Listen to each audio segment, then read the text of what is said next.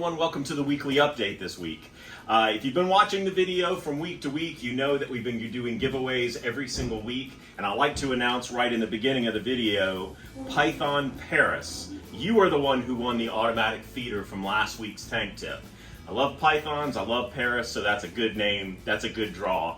So get in touch with Kat here at Fishy Business, 731-4004-803, whether we need to ship it to you or whether you can come by and pick it up. Now, let's get on to the update. Okay, so a tank tip, how about that? The most important thing you can do for any aquarium is test the water. It's more important than cleaning. You have to know your water parameters and what's going on in that tank. Two of the most important things to test for are pH and nitrate.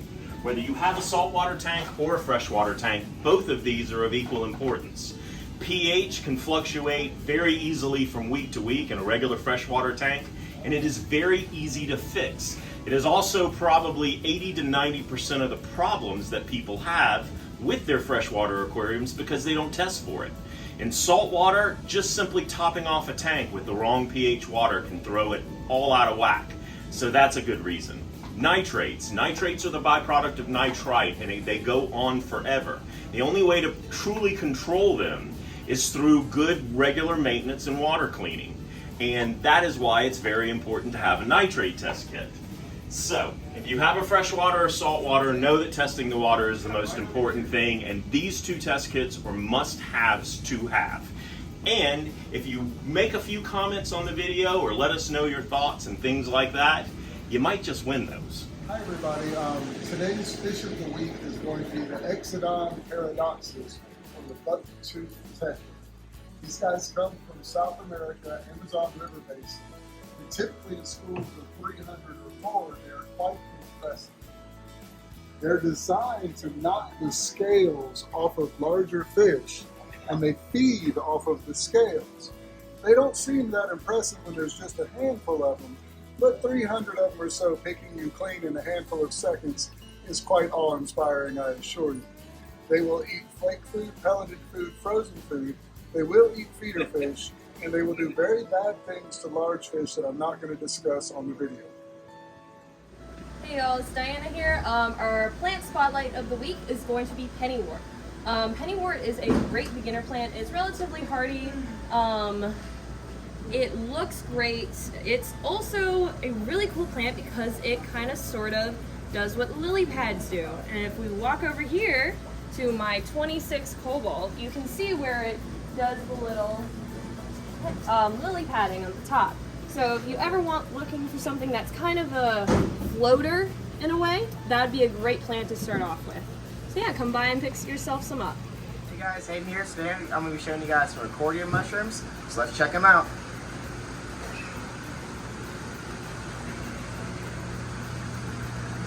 So here I have a bunch of different types of Rickordia. There's even a Redactus in there.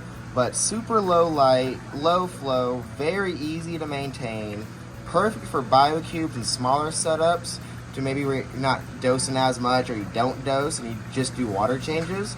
And they're come in so many different colors. So if you're looking for a cool, unique coral, definitely come check out the Rickordia mushrooms. Hi, it's Kevin. Got a lot of cool stuff in for you this week, especially if you're a pond person. We started getting in our pond fish. I expanded the number of tanks that I'm dedicating to goldfish and koi right now. We've got in several different sizes of goldfish and koi so far. I will be getting in some larger koi probably in the next 2 weeks, some as big as 12 inches or so possibly. So I've got a pool set up for that should be ready to go in about 2 weeks. I got in some awesome looking little Epistogramma ponduras. These little guys won't get much over 2 inches long. They're a really cool little dwarf cichlid that you could keep in with larger community fish with no problem. And these are actually some locally raised, tank raised fish, so they're a little more durable than I usually get in. Usually I don't have access to these fish. This is a really cool oddball that's fairly easy to do and will work with most larger community fish like gouramis or even angelfish and large bodied tetras. These are African rope fish. They prefer mostly worms so far as their diet goes. They love frozen bloodworms in particular. They may also wean over to a sinking pellet. This is another cool African import that I got in. This is a leopard synapoma. It's also called a false leaf fish. They usually max out and usually up to 6 inches, sometimes even larger than 6 inches in captivity. I got some really nice sized, medium sized leopard cories. These guys came in really large, would work really well in with larger community fish with no problem. Excellent scavenger. I got in some really nice sized Bolivian rams. Bolivian rams are actually not a true ram at all. They're a small microgeophagus. They usually top out no more than 4 inches. I got in a nice batch of larger African cichlids. I got a good assortment here going on. Most of these are Mabuna species. These guys are gonna work only well with other African cichlids because they're all of the same aggressive nature. I got in some assorted fancy guppies that are stellar this week. I got males and females both in stock. They look incredible. Okay, so you got me one more week for saltwater fish. So sorry about that, but I want to show you real quick before we get into that, this right here. This is the beginning of the new saltwater system that's going to double our saltwater intake. So as you come in, starting this week, there's going to be even more saltwater fish. Now, there is no fish that is truly reef safe, and even less so when you talk about triggerfish. This particular trigger is one of the most reef safe of all. The blue jaw trigger, sorry. This wrasse was messing with me. The blue jaw triggerfish is one that we get in and it goes right out almost immediately. But it is a beautiful, beautiful green, blue, and yellow triggerfish that adapts very well to life in a reef tank and does very well with almost all other fish. Have them, but today we do. The blue-eye red-tailed triggerfish. This is a fairly peaceful species of triggerfish. Beautiful with the color blue striations on it and the cross-hatching on the scales. This is a fit. I think we got 3 of them this week, and all I can tell you is if you want a red-tailed trigger, the 3 that came in, the body weight, the look, beautiful, beautiful fish. I say it all the time, but it looks like every Dr. Seuss character in the world of blennies, and this is the starry blenny. This is one of the quickest blennies to come in and go right back out because it has such a fantastic little personality. It's great to watch hopping from rock to rock in your reef tank. It's very peaceful, very compatible with a lot of different fish. It's long-lived for a blenny and very inquisitive, so a very, very cool fish for your tank. This week we got, as you can see, trying to escape some of the largest turbo grazers that we ever get. My hand's pretty fat, and you can see these are huge turbo grazers. You have a larger tank, and it's not overly populated with corals that these guys can knock over. Check out how big these puppies are this week. Beautiful. The shells are all different. If you look at some of the color changes, we don't typically get turbo grazers this big, so I wanted to point them out just because the shells are so pretty. One of my favorite fish in the entire hobby is Euphyphox nivarchus, the blue-girdled angelfish. For your big, beautiful angelfish, this is probably one of the hardiest and one of my favorite. It can be very long-lived and in some cases can even work in a reef tank. Not all the time. I'm certainly not saying buy one for your reef tank tomorrow.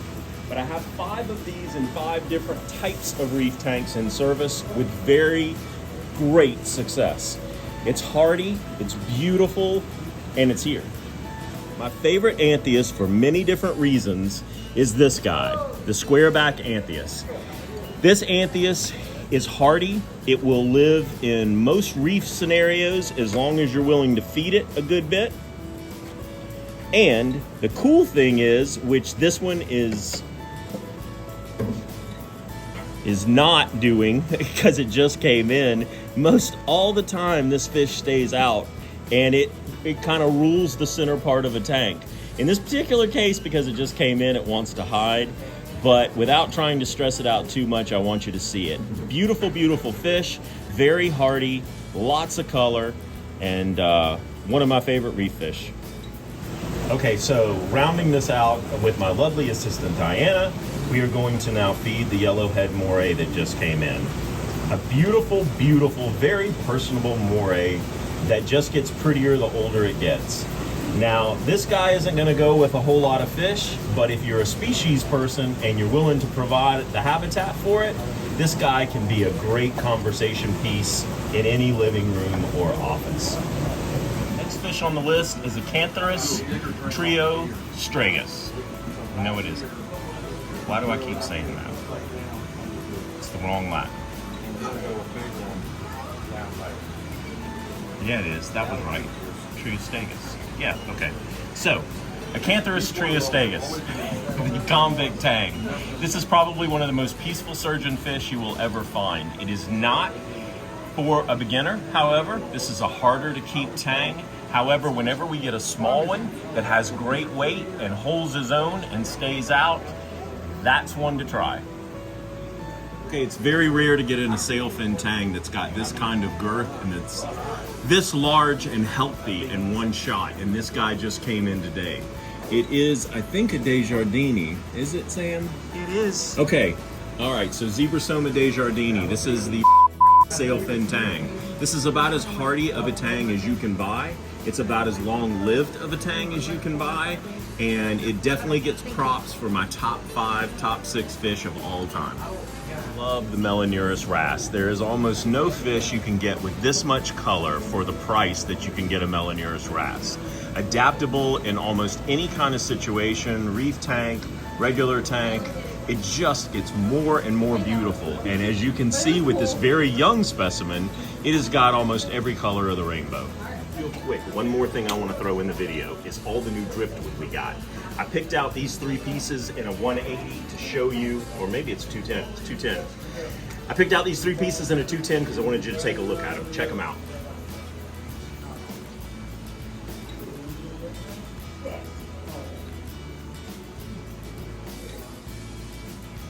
So, my tank spotlight for the week, the Edisto Blue. It's really more of a stand and canopy that I'm concentrating on this week because it has been so popular. Every time we get it in, out it goes. But it's a beautiful color. It's a beautiful tank. We've got a 110 sitting on this, but just this 4-foot stand and canopy can hold a 75 gallon, a 90 gallon, or a 110. But it's a really beautiful tank that screams it's the ocean, and it would look beautiful in any modern house, I think, especially against the white and grays that you see so much. But the best deal in the store right now is this 65 gallon tank, stand, and glass lids for $379 while they last.